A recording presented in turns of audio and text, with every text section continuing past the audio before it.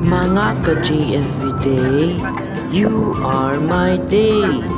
Ngayon pala guys, sasama tayo sa pagbisita ni Reverendo Padre Ireneo Abong sa isang matanda doon sa barangay Tigmamali, Valderrama, Antique.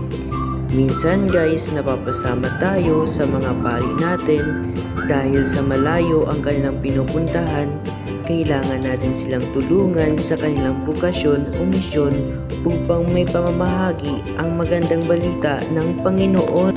Kung atin nga makikita guys, ang magagandang tanawin na ating dinadaanan, may tubig at nagsisipagtataasan na mga kabundukan at nagsisipagsayawan na mga kakahuyan at dumadami rin na may kalawakan na taniman na mga gulay at maging kasagingan. Pagbaba natin nga sa sasakyan, nag-welcome sa atin ang tinatawag nilang hanging bridge.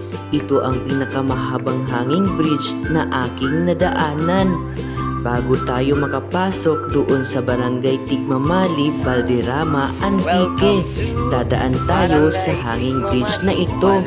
Sa patuloy nga nating paglalakbay guys, ating napansin ulit ang kumikinang na tubig sa ilalim na ito dahil sa natatamaan ng sikat ng araw.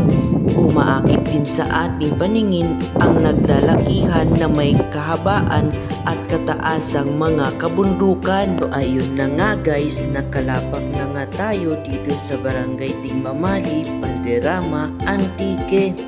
Ating nasilayan at naramdaman, hindi lang magandang tanawin ang may angking kagandahan dito, kundi ang pagmamahal, maalaga, may respeto at pakikipagkapwa-tao ng mga taga rito.